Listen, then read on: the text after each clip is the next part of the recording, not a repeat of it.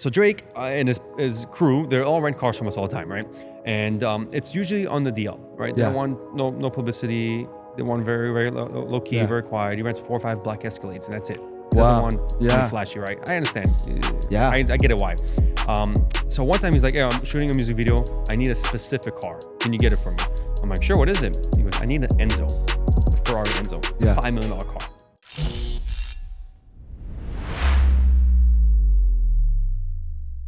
Well, we are live, another episode of Adversity Kings. We have Mr. Liram Sustiel. Is that how I say that? Yes, it is, yes. Let's go. I'm going to read a little biography for him real quick, and then we're going to jump right into the podcast. Right. Sound good? So Liram Sustiel, also known as Lee, is a successful entrepreneur and the CEO of MPH Club, Miami's premier luxury and exotic car rental company.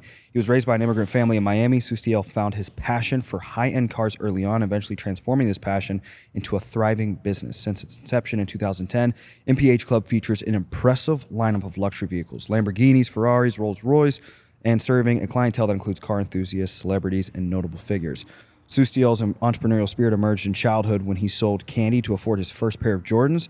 This hustle evolved over time, leading him into ventures like flipping CDs, DJing, and even building websites from home before he ventured into the exotic car rental industry.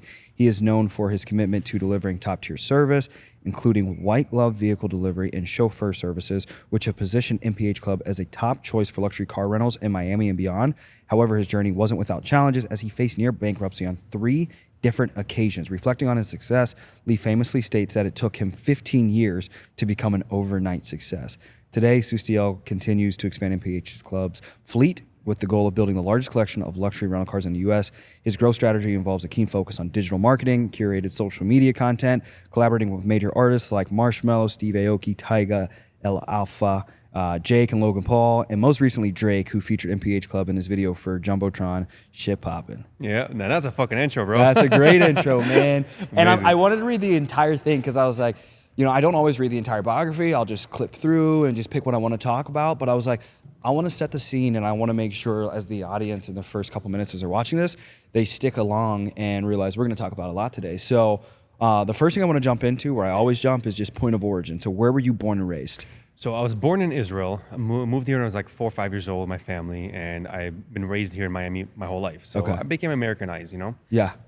And then what about parents? Are they from Israel? Yeah, my parents, same thing, both born in Israel. They live here in Miami with me now. Okay. I have 1 out of 7, so I have 7 siblings. Yeah. My older brother actually went to Israel a couple of years ago, like 10 years ago, and met a girl, fell in love, got married, got 2 kids, never came back. So he's living an amazing lifestyle in Israel right now, but the rest of my family does live here. I still got cousins, grandparents, a lot of people live in Israel. What part of Israel is the family from and your brother living? I got everywhere, bro. Up north, I have in Tel Aviv. I was born in Tel Aviv myself. Okay. But I got family scattered all over. I have a huge family. My father is 1 out of 13. Wow. So you can just imagine, I got so many cousins, so many uncles and aunts, and so many people all over Israel. Literally scattered everywhere between Jerusalem, Tel Aviv, Haifa, and so many more places. Do you guys do like any family get-togethers once a year? We do, not as much as we should, but yes, we definitely should do more often. The families that are here in South Florida, we do get together. Yeah. But when I go to Israel, bro, I do like a dinner at one restaurant, and like so many people come show up and say what's up and say hi, show some love. Love it, dude. So now when you moved to America, was it straight to Miami? So we went to Canada for like 6 months. My mom couldn't take the weather. It was too cold. I was a child. I couldn't care less. I was playing with the snow all day long, so it doesn't matter to me. Yeah. But after 6 months, I hear my mom and dad fighting over the weather and the temperature. My mom hated that shit. We moved to Miami, and it was amazing. We never left Miami ever. That must be an Israeli thing, because my girl will like put the heat on or something when we go to bed. Basically, I'm like, dude, it's free. It's free. Like I want it to be cold. I was like, it's hot. You know what I mean? I enjoy the cold. I put the air conditioner on 70 degrees before I go to sleep every night. I have to. I need the cold. I like it cold. And she's like, I make fun of her. I'm like, that's what I tell her. I was like, you must be like from a literal village. So I make fun of her. She's like, I'm not from a village. Okay, so you guys go to Canada, and mom's arguing. You guys get down to Miami. Now, who were you closest with growing up? Was it mom, dad? My older brother. Your older brother? Yeah, my older brother David was like my father figure. My parents were always working, so they were not always around. But my older brother David was my father figure. I learned a lot from him. I was looked up to him. He taught me how to ride a bike, taught me how to drive a car, and a lot of things. So he was like my father figure. Let's go. And so, what was school like when you're growing up? You're leaning on your brother, and he's kind of teaching you, kind of like just those I fucking hated school, stuff. bro. Every time we talk about it, it's a sensitive subject. But so my whole thing is I was learning Hebrew up until I was 4 or 5 years old. Yeah. Then I went to Canada. Forget about Hebrew. Now I got to learn French. Yeah. So I'm learning French in my first grade. Now my parents want to move to Miami, so come to Miami. Now forget about Hebrew, forget about French. Now learn English. Yeah. So I'm on my third language, going into my second grade. I was obviously way behind everybody. Yeah. And it was a challenge. It was a really big challenge for me. The first couple of years, it was very difficult. I was in ESOL classes. I was almost held back to a point where my mom had to get involved. But luckily, I didn't get held back. But it was very, very challenging for me. And even today, I still have a little challenging, a little bit of reading and writing in English, but I can speak fluently. But it was a challenge growing up. And I was bullied a little bit about it. And it was annoying, but it is what it is. Every kid goes through that shit, you know? So how many languages do you speak? So I could speak fluent Hebrew, English, and I know a little bit of French, a little bit of Spanish as well. Yeah. Spanish comes with the territory. I was going to say, 50. Now, how many years in Miami now? In Miami, damn, bro, 30 plus. Yeah. Okay, 30 plus years in Miami. Yeah, you got to have a little bit of Spanish. Yeah. Okay, so middle school, high school, what were they? Was it all similar? Was it all kind of blended in together of like, did anything crazy happen? So we didn't come from money, and I was raised in Hollywood and Miami, right? Yeah. So Hollywood, Florida. And Hollywood Hills was my high school. Addicts Middle School was my middle school. It was a very ghetto school, bro. Yeah. I was like, maybe like 4 or 5 white kids in the whole school. Yeah, I was yeah. one of them, man. And it taught me a lot. Yeah, I have tough skin. Yeah. I was the only white kid on the basketball team. Yeah, so, yeah. Because I'm tall and I'm lanky and Yeah, I can yeah, play yeah. ball. That's the only thing I got along with everybody's. I'm a basketball player. Yeah. All right. So I got on the cool club kids, table with that. But yeah, man, in school it was challenging. Like you're wearing a pair of Jordans. They're very similar to my story, where I always wanted a pair of Jordans, right? Yeah. And my father was telling me, I'm not gonna buy you a $150 pair of Jordans. Who the hell do you think you are, right? Yeah. So what I've done is I've tried to like learn how do I make money, right? Yeah. How do I raise the money to buy a pair of Jordans? Because my father wouldn't give it to me. So he's like, you gotta make your own money and figure out how to buy a pair of Jordans. So it really boggled my mind. That's what really the passion of being an entrepreneur really started with Jordans. Yeah. And I had to learn like, okay, well, how do I make money? He's like, here, if you shut up, wash my car, I'll give you $5. So I washed his car, I got $5. Like shit, now I need $145 more to get a pair of Jordans. And I washed my neighbor's car, did whatever I can, raise a little bit of money here and there. And then one day this kid in school was tapped on my shoulder, and I turned around, I'm like, oh, what's up? He goes, you want to buy a lollipop? And I'm like, sure. He goes, it's 50 cents. I'm like, why? It's 25 cents at the store. Why do I need to give you 50 cents? He goes, well, I got to make a profit. And I'm like, ding dong. That's a light bulb started in my head. I'm like, that's how you make money. You buy something for X, you sell it for more, Yes. right? So the next day I came to school with $2, bought all the candy in the store that I can with $2. Yeah. I came home with $4. I literally doubled my money every single day going to school. This is in middle school, bro. Yeah. This is against the teachers, against the rules, right? Yeah. So I come home with come to school with a bag of candy and come home with a bag of pockets full of cash. Yeah. All singles and quarters and shit. After a couple of months of doing that, I raised $150 and I bought my pair of Jordans. It was amazing. Great experience. Loved it. First day wearing my pair of Jordans, going to a ghetto school, I got jumped. Yeah. My Jordans got They come up out of your shoes. Yeah. The same day, listen, I'm on a basketball team. So there was a big brawl, a big fight. I got my Jordans back at the end of the day. But at the end of the day, I've learned what happens with coming with a pair of Jordans, with flashy stuff. And there was a lot of a learning experience, but it didn't stop me. I continued hustling more and graduated from candy to selling CDs. Back in the day, CDs were a very high demand. Like you had to spend a lot of money on buying a $20 Jay-Z album where I could just download for free and sell it illegally. So I did a lot of those shits back in the day. Now you could just, with the push of a button, you can download anything, right? So the game has completely changed. Yeah. And that's how I pretty much started. And one thing led to another. The objects I wanted were more expensive now. I wanted a DJ set because I loved music at the time. I wanted to save up for a car. So the budgets were getting bigger and bigger over the years of me just hustling. And I went to high school. So in high school, I wanted a car. As you can tell, my passion is a car. When did the passion start for the cars? The car. So I saw my first like high-end exotic car on a family trip. We went to the Keys and we're staying in this little fancy hotel in the Keys. And I walked outside in the lobby and I saw a purple Diablo. That to me was like a spaceship. Yeah. The Lamborghini Diablo, the doors were up. It was fucking insane. I was walking up to it, trying to touch the car. My mom was yelling at me, don't touch the car. Yeah. But that's like my first time experimenting with an exotic car. Yeah. As a young child, I was like probably 10, 11 years old, and I was like fascinated. By then, I was obsessed with cars. Yeah. I got every single magazine you could think of, cut out the pictures, put them over the walls. I was just obsessed with these cars. Wanted to know everything about them, how they operate, how much they cost, how fast they go, what kind of where they're built, and everything. I was really fascinated with things that people just like fancy cars, but I actually want to know how they work. Yeah. So that's like how the passion started at an early age, and I never forgot about it. It always bothered me. I cannot afford to buy a car like this. Yeah. And I was making enough money. I had my own job. I was working and made enough money to buy a nice little fancy car, a SL Mercedes. So I was always looking at like, if I had to pick and choose between paying the car payment or paying my rent for my apartment, I'd rather pick the car. I don't mind. I can sleep in the car and drive the car. I can't drive the apartment, right? Yeah. So like I had priorities were a little different, and that's like you could tell the passion with this type of business. Over the years, I'm like, I got to find something that makes more sense because I'm very passionate with these cars.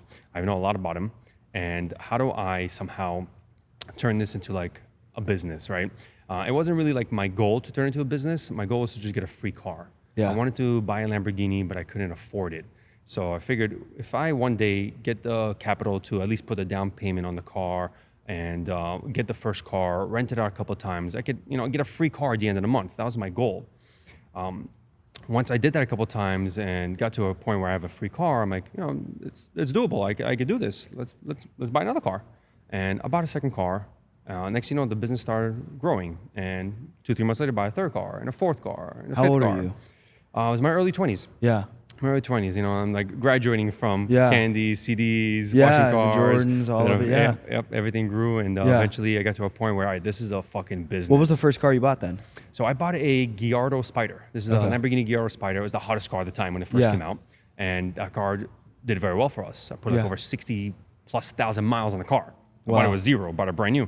And had that car for a long time. Into one engine? 60,000 miles into one engine? Yeah, one engine, yeah. Wow. Then I sold it with that one, the way it is at the end. But it was a great car. That car started the whole game. Because I originally just wanted to have one car and not really make a business out of it because I don't want a headache at the time. Yeah. But it just led towards it. And it just wasn't a headache. It was like, oh, this is fun. I could buy a Ferrari now. I could buy a McLaren now. I could buy a Bentley now. I could have different cars. Shit, I could do this with 10 cars. Yeah. And I'm like, all right, I can't operate this from my apartment anymore. I got to move out. I got to get an office for this place, right? Yeah. So I did that too. And that's when slowly the company started growing and growing. And over 15 years of doing this, now we have roughly about 85 cars in our fleet. This is our main headquarters. I have about 5 locations scattered all over South Florida. We have up in Orlando. We have Miami. We have here in Miami Gardens. So it's been a wild roller coaster. Wow, man. What about like what's been the favorite car that you've had so far? So that changes often, bro. It's like me asking you what's your favorite child. It's very difficult, right? I love them all. They're all really cool, different experiences. I personally love like a daily car. I love the G-Wagons. Yeah? They're my favorite. I love them. Just the rugged, the doors. Just like a typical G-Wagon, like Brabus G63. Kit and a G63. G63. Yeah, Brabus are obviously a little cooler too. Yeah. I love the 4x4. You familiar with the big G63 4x4, like monster truck? Love that shit. Yeah. So those are like my favorite dailies. But obviously, I really am a big fan of the sports cars. I love, like, for example, right behind you is the Porsche Turbo. That's a sick car to drive. Yeah. I have a brand new 750. That's Spider. fast. That's one of the fast. That's faster than the 720S, right? Yeah. Bro, I think that's like the second fastest car I have in my fleet, bro. Right. It's insane. Yeah, it's the Turbo so S? underrated. Turbo S, yeah. Yeah. Crazy, right? Yeah. Because I had a buddy that got one, and he's like, dude, this is faster because my one buddy has a 720S, and it's tuned out. And he took me in it, hit a 200 miles an hour, and I was like freaked out. You know what I mean? I was like, this is super fast. We crashed, we died. Fast, yeah. He's like, nah, the Turbo S is faster than even the McLaren. And I was like, damn. Crazy, right? Yeah. Porsche makes a really good product. That's insane, man. I love the Porsches, yeah. That's insane. We have a couple of like really cool GT3s. I have a Touring. I have a lot of really cool Porsches. Man, let's backtrack a little more. So you get is it the Gallardo? Yeah, Gallardo Spider was the first car. Now, is that the same one in Wolf of Wall Street? Is that? No, that's the Diablo. That's the Diablo? Countach, sorry. That's the Countach. Countach. Yes, that's the Countach, yes. What are your thoughts on the Countach? Ooh, classic. Oh, I have it on the wall right behind me in the pink one right there. Let's go. Yes. That thing is insane. I love it. The Countach is a classic. Lamborghini has one like every 10 years they release another one that, a predecessor. The Countach, Murcielago, they had a Diablo at one point, then Aventador, and now there's a new one, the Revuton. Yeah. So that's pretty cool. Like every 10 years they come up with another one and just they reinvent themselves. And they make really good products, especially lately. Yeah. Wow, dude. What are your thoughts on the Revolto? Oh, I can't wait. Yeah. I drove, a buddy of mine has one, and I drove it around the neighborhood. Wow. Sick. Wow. I can't wait to have one. It's going to be an amazing product. Oh, my God. And now is that just going to be a personal for a little? Or No, will you there's throw no it such in thing the as a fleet? personal car here, bro. Nothing? How about this? I don't own any cars. And PHO has about 85 cars. Wow, dude. See, now that, It's all I about the always business. wondered, I was like, I wonder when these guys run these businesses if they run anything through themselves. So that's sick. So look, at the end of the day, at the beginning, I was very emotional when a car gets damaged or gets in an accident. Yeah, now it's like a your piece baby. of metal, bro. Yeah. Now it's like, hey, you good? Nobody got hurt? All right, cool. We got insurance. Let's move on. Let's keep me moving, Pippin. Yeah. So I go to the body shop, fix the car, and keep on moving. It's a piece of metal to me now. What do you do to minimize, the accidents, the reckless people, or like, kind of like how you have credit in place, so you minimize the amount of people you're lending out to that don't pay back. So like, Correct. what do you do to like minimize very that? similar to credit, we do Yeah. a little background checks. We Yeah. make sure that you have a clean record, you have a driver's license, you have full coverage insurance. You also have skin in the game because you have to put a deposit, a secure deposit down to rent one of these cars. Like for example, you have the 720s behind me, right? Yeah. So you got to put a $5,000 secure deposit to rent the car. Yeah. You have skin in the game. If you're doing anything stupid, you're gonna lose $5,000. So Yeah. you don't want to do that, right? Yeah. The majority of people do respect the cars. But accidents do happen, right? It's not your fault sometimes, and they do happen. It is what it is, but we have insurance. And that's part of the game in the business. It comes with the territory. Now, when you start a rental car business, is the insurances obviously they have to vary from like personal insurances?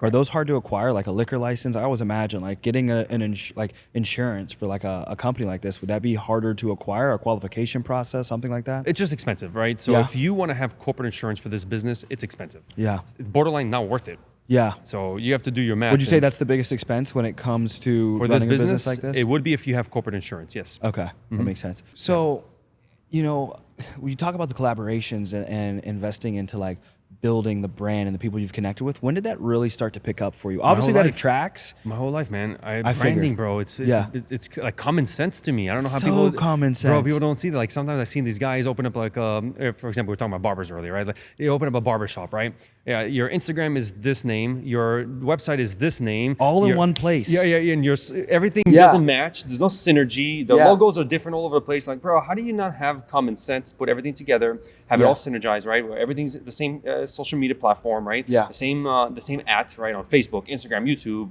Twitter, whatever else, It just have synergy, right? It's a little bit of branding. Yeah. And that came to me as common sense in the beginning. That's crazy. That it just, and I feel like there was, for me, like I think I have like I told my girl, I was like, I have organization or not completion disorder. Yeah. Okay. So I got to complete everything, and everything needs to be organized and clean for me. Yes. So I think for branding, it was always like, why would I, and maybe a little bit of ego as well. Why would I build somebody else's brand when I can build my brand? Correct. You know what I mean? And then you can push any product and service you want through that synergy, through that one place. You know what I mean? Because then it's like you have the art as well. Yeah. You know what I mean? So we've got the vehicles. You walk in, there's art, and So especially I'll the tell you clientele real you quick bring about the in. branding because Yes. you just sparked a memory in my head. So when I first started in PHO, right, it took me about a year to come up with the name in PHO, right? Yeah. So me and my boy were hanging out because we started the company together. We're going back and forth with names, throwing so many names out there. Then eventually we landed on the Mile Per Hour, Yeah. the Mile Per Hour Club. And he came up with Mile Per Hour, and I said, what about the club? Mile Per Hour Club, because I was also thinking about the Auto Club. Yeah. But there was another company that was very similar, so I don't want to copy nobody. So Mile Per Hour Club, the Mile Per Hour Club. I'm like, we gotta make it shorter. All right, so drop the Mile Per Hour Club. No, bro, it's too fucking long. MPH Club. Yeah. And then it's when it all sunk in. I'm like, oh wow. Immediately went to the computer. Is the domain available? Is the social media available? Is the Facebook available? Is the YouTube available? Everything was available, so we locked it all in. Yeah. The only thing was expensive was the domain. Yeah, the domain. It was $7,500. Yeah. Somebody had it. So I'm like, you know what? If everything is free and I locked in those social medias, I had to spend $75 to get the domain. Yeah. I bought it, locked it in. I'm like, that's it. Now I'm going to move forward with the corporation. I'm going to move forward with the trademark. But I spent $20,000 before I even made a cent. Yeah. Just to lock in the name and the branding. That's how important to me the branding was. Yeah. So branding was a big deal for me from day one. Yeah. So I just organized it, lock it all in. It's all right. Now we're ready to rock and roll. Wow. Now we go 100 miles an hour that direction. Now I'm just going to start spitting off of curiosity in cars, and I'm going to mispronounce probably the first one because I remember I watched this movie when I was like maybe 14 years old. It came out, and it was called Need for Speed, I think. Yeah. And they had, what did we shut off here? We hit a light? Everything? We're still good? Cool. Yeah. We can leave that in there. That'll be funny. I remember watching Need for Speed. I'm 14 years old, and it was, I think, a Koenigsegg. Koenigsegg. Koenigsegg? Yeah, Is that how you Koenigsegg. say it? Yeah. No, Very special car. I've had to have driven those. Yes, I drove one before. Very unique car. The doors look really cool. You've seen the doors that they open up? Yes, They're like, dude. like And robots. does the key look like it does in the Yes, movie? like, It's like a diamond? okay, so it's like an emblem. Yeah. Right? And the key has a button that opens the trunk, the hood, and then the doors. It's insane the way it operates. Wow. And lately now, like he's been developing his Koenigsegg. There's a new one coming out, and it's a phenomenal car, bro. There's one he's owning right now, the sedan of the hypercars. Wow. 4 people can fit in the car. It's a 4-seater car. Yeah. So that's unheard of. Over 2,000 horsepower. Who the fuck needs that? Yeah. It's disgusting. But yeah, that car is gonna Yeah. have 2,000 horsepower, 4-seater, and it's the first hypercar in the world that could do that. Wow. Crazy, right? Soccer moms are in Miami are going to be getting to soccer practice in 2 minutes. That's insane. You're saying you have a relationship with No. I met him one time at a show, in an auto show. Very cool guy, but Yeah. this is his passion. He's been Yeah. building cars. Didn't give a fuck about nothing or no one. He just wanted to build a hypercar that pleases him, and that eventually the business just grew. Who are some of the coolest people you've been connected with through cars? Through cars. Yeah. A lot, man. A lot. A lot of really cool celebrities, man. I met a lot of people in the industry. Yeah, Tyga. Yeah, Tiger, bro. Yeah, Tiger's really cool. He's very nice. Antonio I love him. Brown. Shout out Tiger. Yeah. So many other people, man. Floyd Mayweather's amazing, bro. The guy doesn't Mayweather. need a car, and he still Yeah. rents cars all the time. I love him. He's That's an amazing sick. guy. He supports Israel a lot. He's really Yeah. cool. There's a lot of amazing guys out there, bro. Drake. Drake was awesome. That was a cool experience, bro. Pulled Now, up- did he fly? Did you? So did he I'll come tell you the here? story. Yeah. What is this, Drake? man? So Drake and his crew, they all rent cars from us all the time, right? And it's usually on the DL, right? They Yeah. don't want no publicity. They want very very low key, Yeah. very quiet. He rents 4 or 5 black Escalades, and that's it. He Wow. doesn't want Yeah. something flashy, right? I understand. Yeah. I get it why. So one time he's like, "Yeah, I'm shooting a music video. I need a specific car. Can you get it for me?" I'm like, "Sure. What is it?" He goes, "I need an Enzo. It's a Ferrari Enzo. It's Yeah. a $5 million car. I don't have one of those, but I do have a buddy who has one." Yeah. So I called up my buddy. I brokered the deal. Me and my buddy went. We delivered the car to the house that they rented because for the Yeah. music video, they rented this sick mansion in Miami. We brought the Enzo, parked it there, and the whole production company came and set up everything. And I'm just waiting for Drake to show up. Then you feel the vibe and the energy change. Like the president just shows up. Like 4 or 5 Escalades pull up. And I'm like, we're looking for him. All the bodyguards get out of the car. Like 20 bodyguards get out, they surround the whole property. Then another 5 Escalades come in. I'm like, bro, this guy's moving like a fucking president. Yeah. He comes out, 2 seconds. What's up, bro? How you doing? Nice to meet you. How you doing? What's up? Shoots in. We ready? All right? Live. Does the thing. 5 minutes. In and out. Gets the fuck out of there. I'm like, wow, this guy's a professional. Wow. He was on point. Literally. One take. Perfect. And the music video's live. The Jumbotron.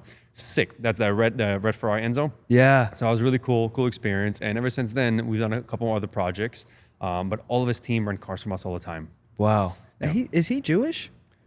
So yeah, his mom's Jewish, right? Yeah, I His think I dad's hear not. something, yeah. Dad's black, yeah. So Yeah. yeah, It's gonna be me and my girl. yeah.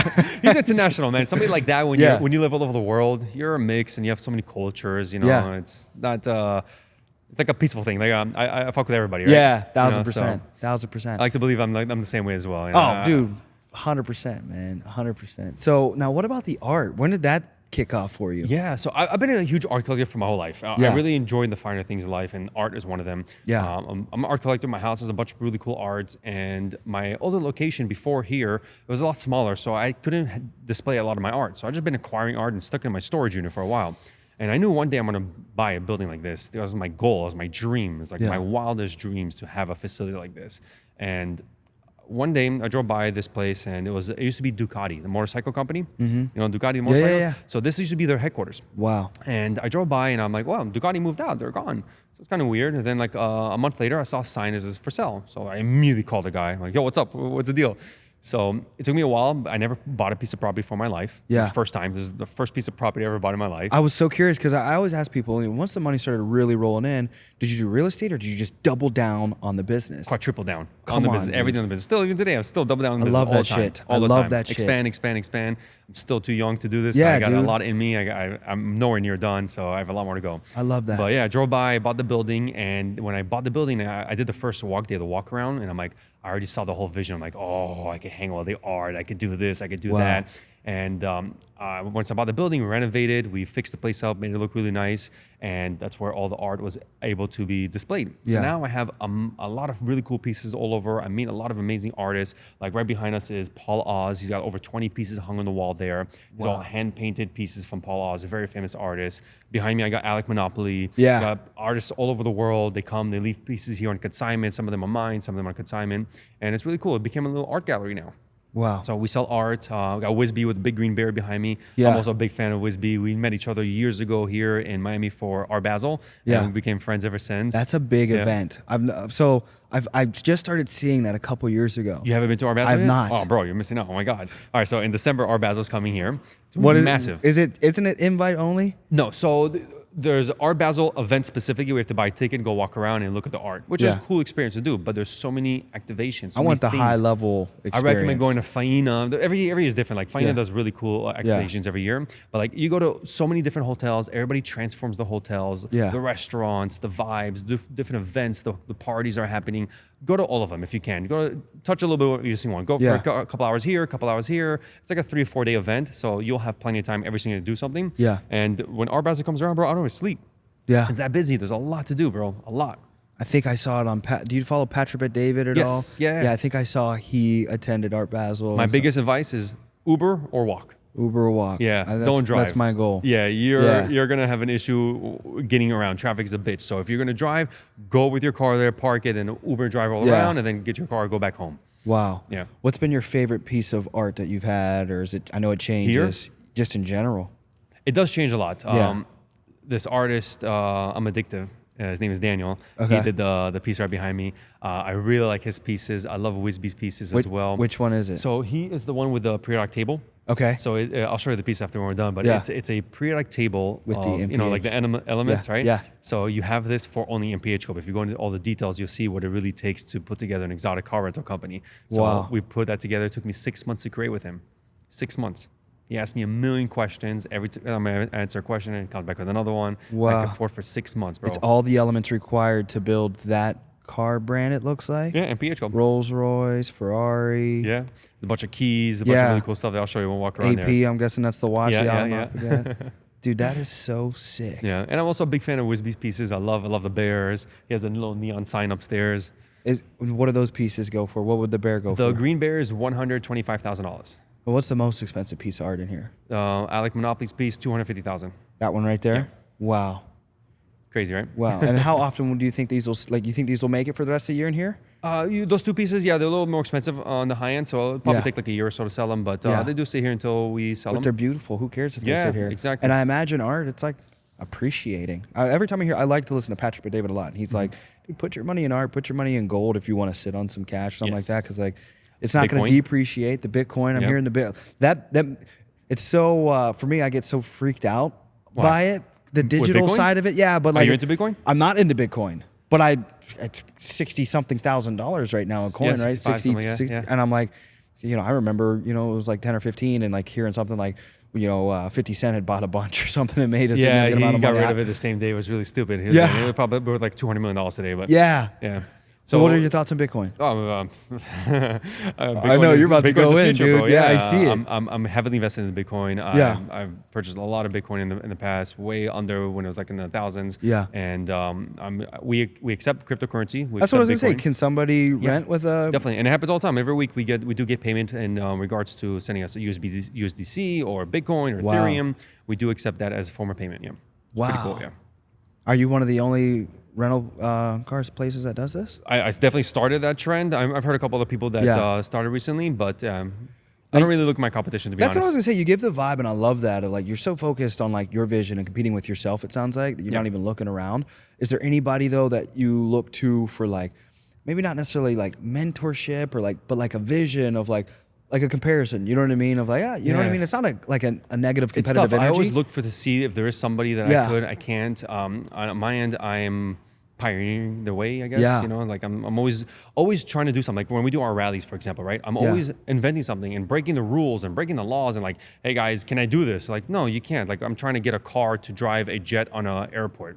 who the fuck do you think you are, asking that permission? Yeah. I'm like, well, what do I need to do? How do I get this done? Yeah. Well, it'll take a year for permits. All right, let's start the process. Yeah. And they're like, oh, you're serious? Yes, I'm fucking serious. Yes, I want to do this. How do we get it done? Wow. So I go through the process, and it takes years. It takes time, permits, insurances, and we make it happen. Yeah. And eventually it makes these rallies really cool, great experiences, and bucket list things. Like, where else can you go fucking race a jet? Like, we do crazy stuff That's like so that. sick. So last year we went shooting. We rented a gun range. We parked 100 exotic cars on the gun range. Yeah. We had professionals come teach us how to use really cool guns, ARs, 9mm, all sorts of guns, bazookas, crazy shit, Is bro. that gun real?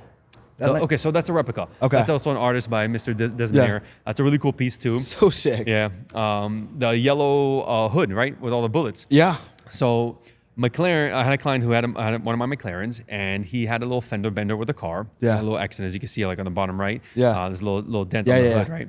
So I went to the body shop to check up on the car to see how is it doing, and the car was ready, and the little hood was sticking out of the dumpster. So I'm like, wait, it's like bright yellow hood sticking on the dumpster. Yeah. I'm like, wait, it doesn't look that bad. Can I take it? And he's like, of course, but it's garbage. So Yeah. I took it, put it in my closet for like a couple months. I didn't know what to do with it, and I bought a new gun one day. I'm like, let's take the hood. Let's go to the gun range and shoot it. So I made a little piece myself. Dude, that's sick. I called it a drive-by. What would you sell that for? So it's listed for sale. I think 5,000. Yeah? You Yeah. can get more than that. Probably. That thing is Yeah, sick. yeah. Yeah, that thing. If I sell it for 10,000, what can I get? Let's go. So it's a really cool experience. So I'm yeah. gonna come start selling art down here. This is sick, man. I wish I would have grew up in Miami or something. I found life insurance when I was 18. And No, but you're here in the perfect age, dude. You're Yeah, perfect dude. age. It's incredible. And let's tap into that real quick because it's on my heart and soul right now. And reading your story, it's such a good reminder. I've been in insurance for 6 years, and I feel so behind, like No, sickly don't. behind. You know what I mean? Bro, you're in your early 20s, dude. You got plenty of time, man. And I encourage myself with that, and it's like I like getting around guys like you, where it's like, dude, like when I read your story, this is real shit. Because there's a lot of guys in Miami, where they might put something on social media and it looks like maybe they're younger and they're moving faster, they're moving bigger, they're moving better, whatever it might be. And you never know of like what's legit and what's not legit. But when you see someone that's put in a decade, 15 years, and they're real vulnerable, for you to put in the biography here of like being vulnerable and open of like, dude, we almost lost this 2 or 3 times. That's when I know it's real. Yeah. You know what I mean? Like I haven't seen the world, but for 6 years of being on 100% commission, 1099 since I was 18 years old, I'm starting to sniff out of like, that's fake, that's real. Correct. And the real guys, it's a decade. Like there's a common denominator of like, it's a decade of like highs and lows. And I hear this common language of, hey, you never really make it.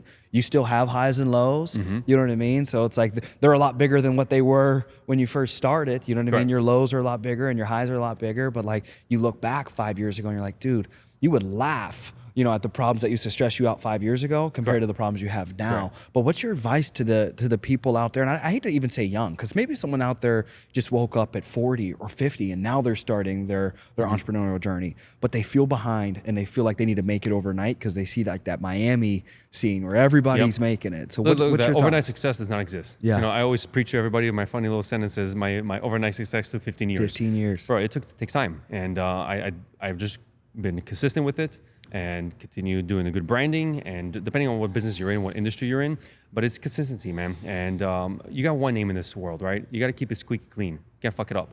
Because if you mess up your name, you can't rebuild it. Yeah. Look up, for example, Puff Daddy right now, right? Yeah. Fucked his name up. That's it. He's done. Yeah. No one's gonna do business with him again. So same thing. You can't fuck your name up. So watch what you do. You got one name. Don't mess it up, and continue being consistent with it. Depends on what industry you're in, what business you're in. But on my end, it took me 15 years to successful. Yeah. But I'm still walking into work every single day like it's my first, and making sure that we don't mess this up. Because yes, I could lose this in 2 seconds if I fuck up somehow. So I want to make sure that we don't. Yeah, and life still hits you. You know what I mean? Yep. I was talking to a guy this morning, absolutely, and shout out to Jake D'Amelio. I was talking to him. I don't know if you know who Jake No. is. He's a young entrepreneur in the Miami area. He does he's in the banking industry. Okay. And dude, we were talking this morning, and I was like, man, I feel like the last week or so was slow for me. And I was asking him because he's just crushing it right now, and he's like, dude, don't feel bad. You know what I mean? Like last couple months, I lost like $3 million, and I'm just sitting there thinking like, I'm over here mad about like what it cost to move here to Miami. And I was like, dude, I feel like I spent 30, 40 grand last week. He's like, dude, I lost $3 million last couple months. And I'm like, it just put things into perspective of like, it's going to get better. You're going to get bigger if you just stay focused, you stay persistent. And you got to realize like, even the guy at the next level, they have problems too. You know what I mean? Like the problems never go away. I realize like problems go away with one thing. That's death. If you're alive, you're gonna have problems. Yeah, look, I come to work every single day is a constant battle. You know, people try to fuck me every single day coming to this business. Family, friends, employees, it just happens, right? And you got to defend yourself. I come in here every single day with like I'm going to a battle. Yeah. I got battle wounds, I got bruises. I love that.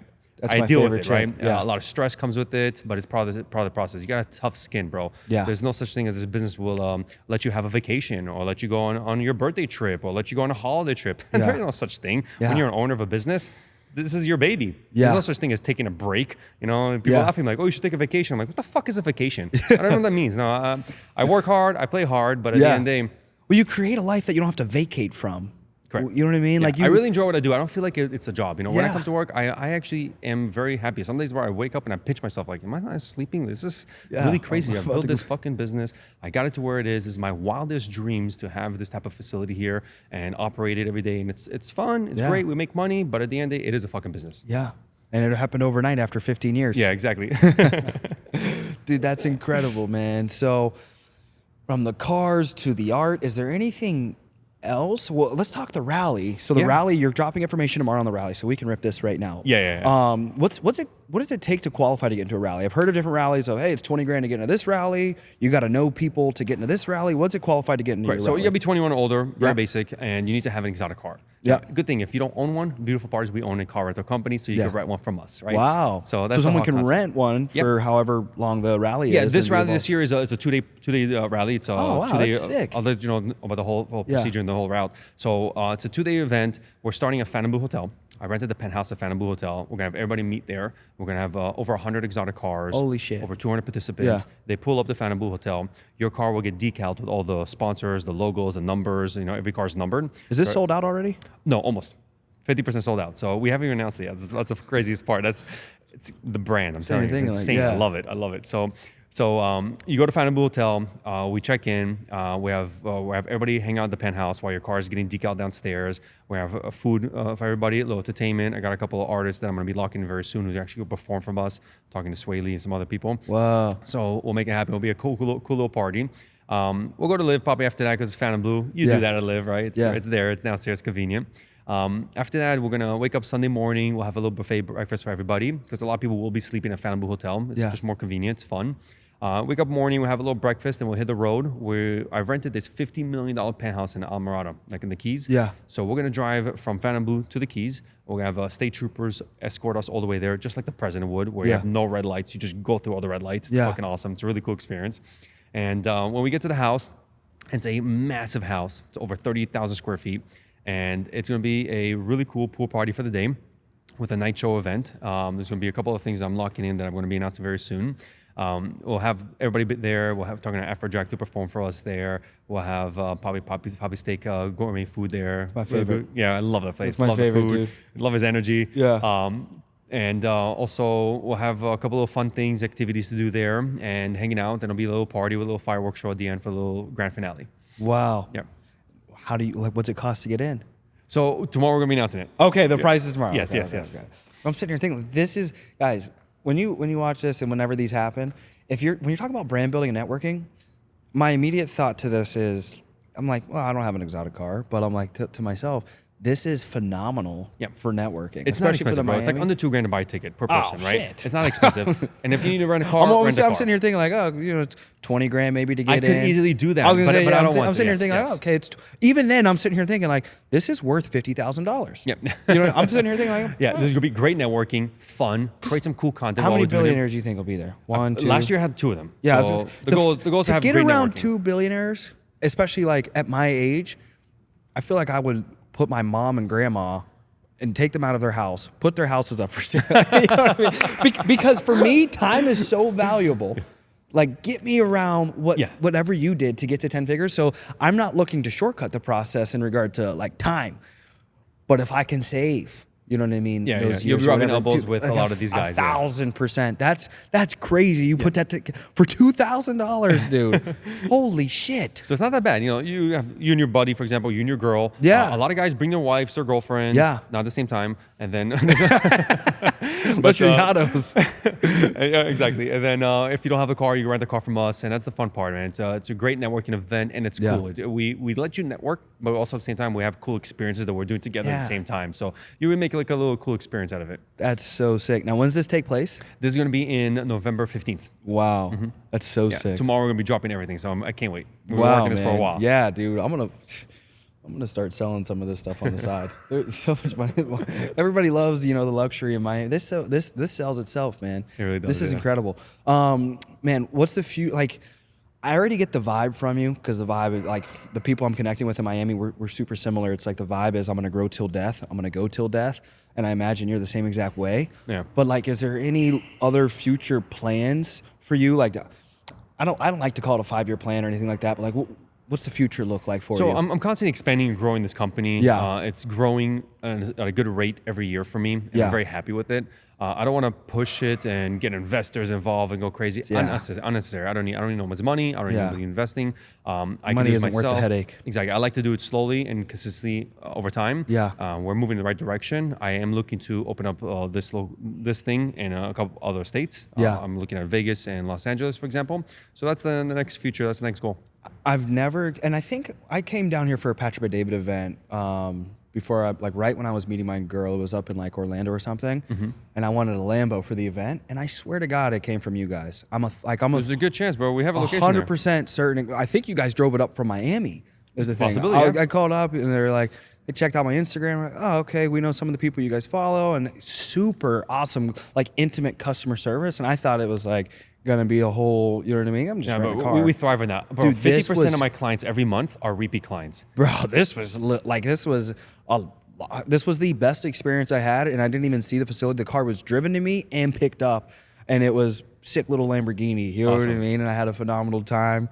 I stayed up 24 hours. I got every cent out of it. Yeah. It's a funny story, and I'll share it because I'll laugh. It was the first date me and my girl went on. So this had to be 6 months ago. Yeah. So I rented the Lambo because I was like, this girl's in Miami. I got to have a Lamborghini. And I pull up in the Lamborghini at La Crema. And I'm like, I'm here. You know what I mean? I'm trying to like flex on her. And she's this hardcore Israeli, like humble, pure girl. And she's like, what the fuck is this? Yeah, she's like, if you're in a Lamborghini, that's not what's going to impress me. Yeah. And I was like, fuck you, impress me. I was so hurt and in love at the same time. Disappointed. I was disappointed because I just ran into this Lamborghini really for her, but like, and then but so in love because I was like, thank God, because my girl's in Miami. I'm like, there's so many like Lamborghinis and everything down here, and she's like, that's not what's gonna get me. And I was like, I'm gonna marry you. Absolutely, like first Thanks date. to MPH Club. Yeah, bro. Thanks to MPH Club, dude. It helped me quickly. Like I didn't even realize like that's such a young man. That's such a good test. Amazing. Go out there and see if the girl gets super impressed with the rented car or even the car in general. Like, just know somebody else might pull up in a Bugatti and take her. You know what I mean? That's why I'm not even like worried about like I can go get a Huracan or something like that right now. But like, why? Somebody has a Bugatti. You know what I mean? Like I'm gonna lock in on the business, brand building, collaborating. Focus on you right like now, bro. That's the thing. Honestly, you say 26. 25. So my girl said I'm not allowed to say that anymore. So I'll be 26 next month. So 26. I have to start saying I'm 26 now. The next couple of years of your life, I want you to just focus on yourself. Between 30 and 40, that's when you're gonna be successful and actually making money. So it takes time, right? So the 20s is the foundation. The 20s is where the the fruit foundation. starts From to come. 30s to 40s is when you start making some money in. Yeah, man. That's how it felt for me. That's what I wish I could go back to my younger self and tell me that self. Yeah. And not. I was always looking for that quick buck. Not possible. It didn't so exist. It does not exist, bro. Doesn't, unless you knew how to fucking buy Bitcoin. But even then, it took years for it to grow up, right? So it takes time, dude. Amazing. Time. So we'll end with this. What's the most expensive car to rent? Right now, we have a Bugatti available or the Enzo that Drake took. Those are $25,000 per day. How often are these going? Not often. Maybe once or twice a year. Not often. Yeah. Dude. Last time I rented a Bugatti was Kim Kardashian. Wow. Yeah, and then the Enzo was with Drake. That's so sick, man. That was pretty cool. Man, this is phenomenal. I feel like I could go. I feel like I could go all day. So this was absolutely phenomenal.